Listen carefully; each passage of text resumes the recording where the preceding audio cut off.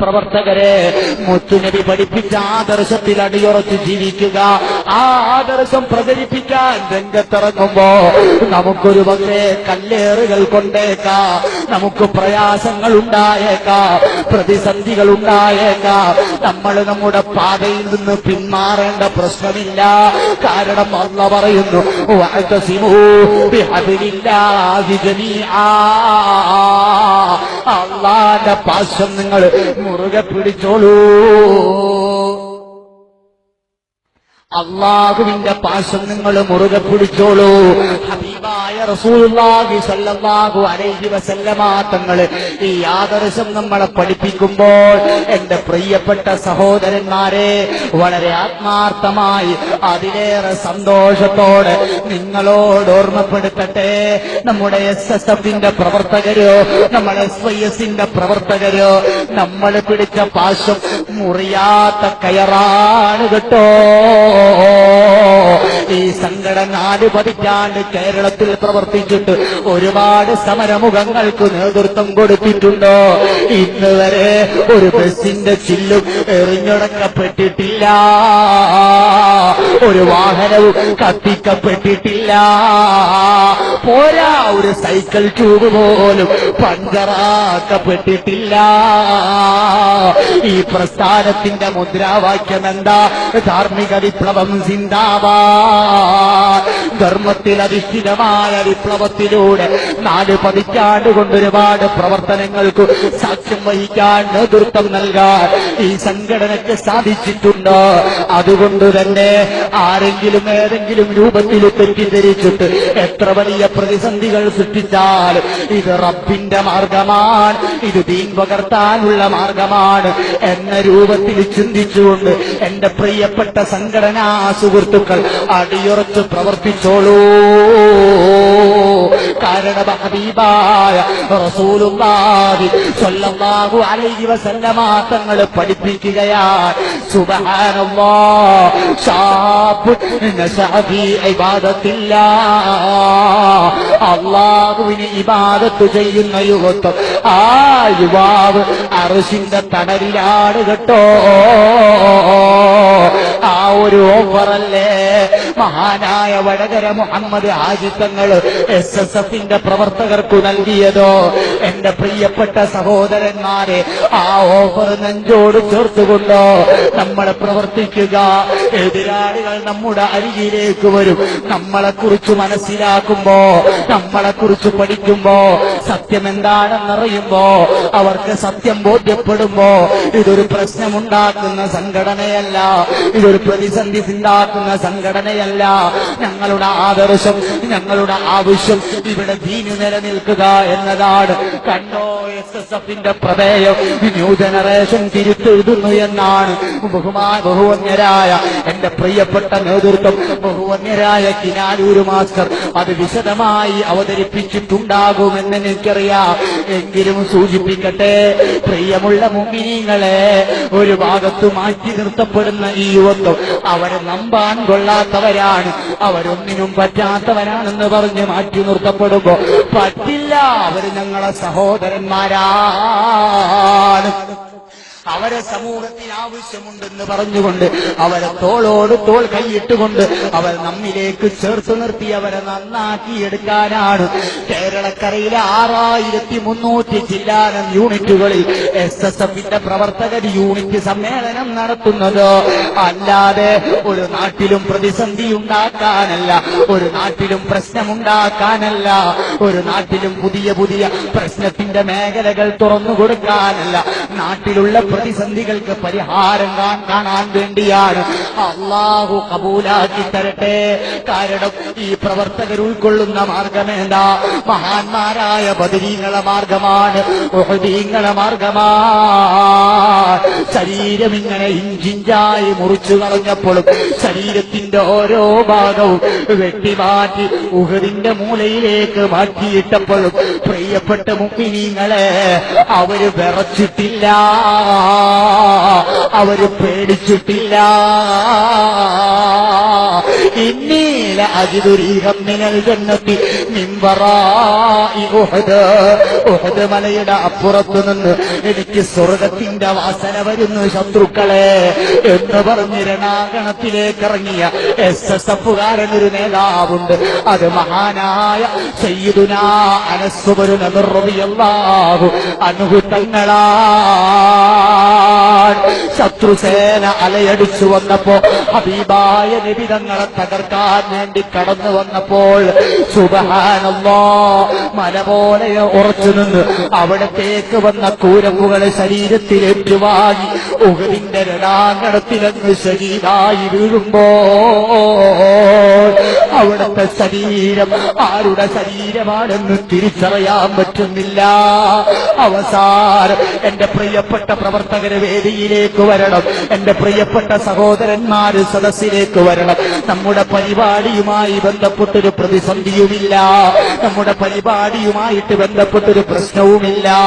എല്ലാം നമ്മൾ നീതിന്യായ പാലകർ പറയുന്നതനുസരിച്ച് പരിപാടി നടത്തുന്നവരാണ്. അവര് സ്പോട്ടിൽ പരിപാടി അവസാനിപ്പിക്കണമെന്ന് പറഞ്ഞാൽ ഈ രാജ്യത്തിന്റെ നിയമം അനുശാസിക്കുന്ന SSF-ന്റെ പ്രവർത്തകർ നിർത്താൻ ബാധ്യസ്ഥരാണ്. അത് മറ്റുള്ള ആക്രമങ്ങൾ കണ്ടിട്ടല്ല, പേടിച്ചിട്ടോ അല്ല, മറിച്ച് നമ്മൾ നിയമം അംഗീകരിക്കുന്നവരാണ്. നീതിന്യായ പാലകരെ പരിപൂർണമായി അംഗീകരിക്കാൻ തയ്യാറുള്ളവരാണ്. അവരവരുടെ ഡ്യൂട്ടി നിർവഹിക്കുന്നുണ്ട്. നമ്മുടെ പ്രിയപ്പെട്ട പ്രവർത്തകരെല്ലാവരും സദസ്സിലേക്ക് കടന്നിരിക്കണം. അല്ലാഹു നമ്മുടെ സദസ്സ് കബൂലാക്കി തരട്ടെ. പുറത്തു നിൽക്കുന്ന സഹോദരന്മാർ മുഴുവനും അകത്തോട്ട് കടന്നിരിക്കണം.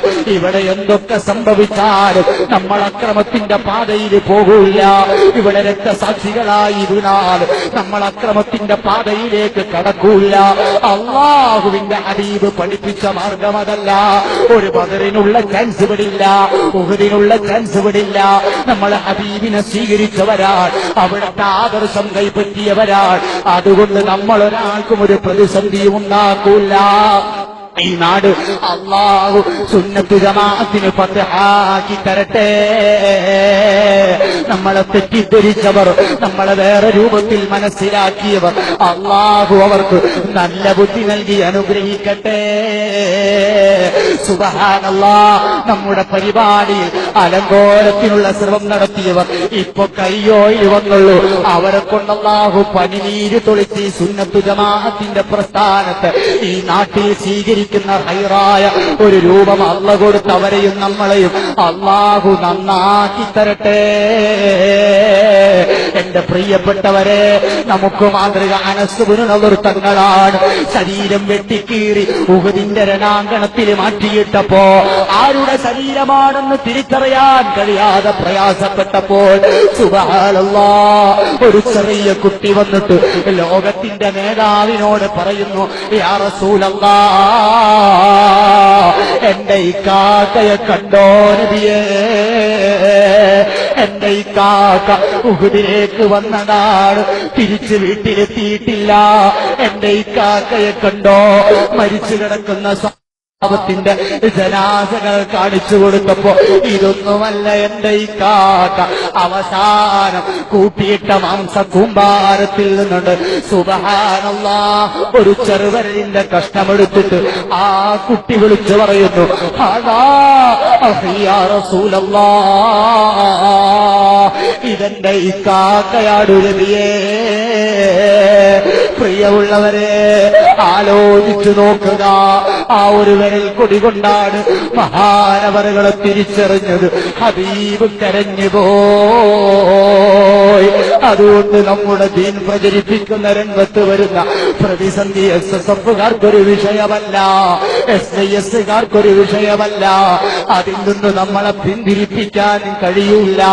സ്വന്തം ഭാര്യയുമായി ലൈംഗിക സമാഗമത്തിൽ ഏർപ്പെട്ടുകൊണ്ടിരിക്കുമ്പോ ഉഹദ് രണാങ്കണത്തിന്റെ വിളയാളം വന്നപ്പോൾ തന്റെ മണിയറയിൽ നിന്ന് എഴുന്നേറ്റ് പോയി പരിശുദ്ധമായ ദീനുൽ ഇസ്ലാമിന് വേണ്ടി പോരാടി അവസാനം ജനാസ സഹാബത്തുകാരനായി ഷഹീദായി പോയ മഹാനായ ഹംസ റളിയല്ലാഹു അൻഹുവിന്റെ പാരമ്പര്യം പേറുന്ന പ്രസ്ഥാനമാണിതോ. സുബ്ഹാനല്ലാഹ്, അക്രമങ്ങളുടെ മുന്നിൽ ദീൻ പ്രചരിപ്പിക്കുന്ന രംഗത്തു നിന്ന് പിന്മാറുന്ന പ്രശ്നമില്ല. എന്റെ പ്രിയപ്പെട്ടവരെ, ഞാൻ എന്റെ സംസാരം നിർത്തുകയാണ്. എന്റെ SSFകാരെ, അല്ലാഹു നമുക്ക് ബർക്കത്ത് ചെയ്യട്ടെ. എന്റെ ശബ്ദം ശ്രവിക്കുന്ന പ്രിയപ്പെട്ട കാരണവന്മാരോട്, എന്റെ പ്രിയപ്പെട്ട ഉമ്മമാരോട്, അതല്ല തെറ്റിദ്ധരിച്ചവരോട് ഓർമ്മപ്പെടുത്തട്ടെ, നിങ്ങൾ SSFനെ കുറിച്ച് പഠിക്കണേ. SSF എന്ന് പറയുന്ന സംഘടനയെ മനസ്സിലാക്കണേ. അതിനെക്കുറിച്ച് നിങ്ങളൊന്ന് വ്യക്തമായി ചിന്തിക്കണേ. ആധുനിക കാലഘട്ടം അതുരാധുനികതയുടെ അതിപ്രസരതയിൽ മുങ്ങിക്കുളിച്ചുകൊണ്ടിരിക്കുമ്പോ ഇവിടെ ധർമ്മം പറയാൻ ഒരു വിഭാഗം ആവശ്യമല്ലയോ?